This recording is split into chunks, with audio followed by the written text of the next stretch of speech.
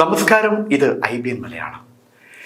LICയിൽ policy ഉടമകളെ കാത്ത് 3726 കോടി രൂപ.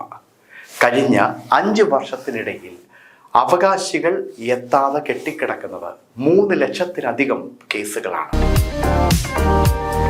പോളിസി ഉടമകളെ കാത്ത് ലൈഫ് ഇൻഷുറൻസ് കോർപ്പറേഷനിൽ കെട്ടിക്കിടക്കുന്നത് 3726.8 കോടി രൂപ. കഴിഞ്ഞ 5 വർഷ കാലയളവിൽ LIC പോളിസി കാലാവധി പൂർത്തിയായിട്ടും അവകാശികൾ എത്താതെയാണ് ഇത്രയും തുക കെട്ടിക്കിടക്കുന്നത്. 3,72,282 കേസുകളാണ് കാലാവധി പൂർത്തിയായിട്ടും തുക കൈപ്പറ്റാതിരിക്കുന്നത്. 189 പോളിസി ഉടമകൾ മരണപ്പെട്ടിട്ടും ഇൻഷുറൻസ് തുക കൈപ്പറ്റാതെ ബാക്കിയുണ്ട്. 3.64 കോടി രൂപയാണ് ഡെത്ത് ക്ലെയിം ഇനത്തിൽ അവകാശികളില്ലാതെ ബാക്കിയായത്.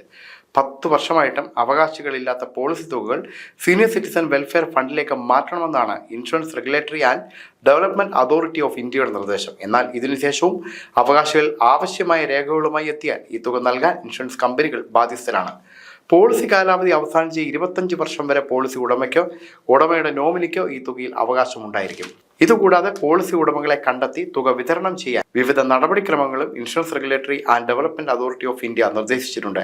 കത്തുകളും ഫോൺ വിളികളും SMS വഴി പോളിസി ഉടമകളെ വിവരം ഓർമ്മിപ്പിക്കണമെന്നും പത്രപരസ്യമടക്കം നൽകണമെന്നും നിർദ്ദേശമുണ്ട്. News desk IBN Malayalam.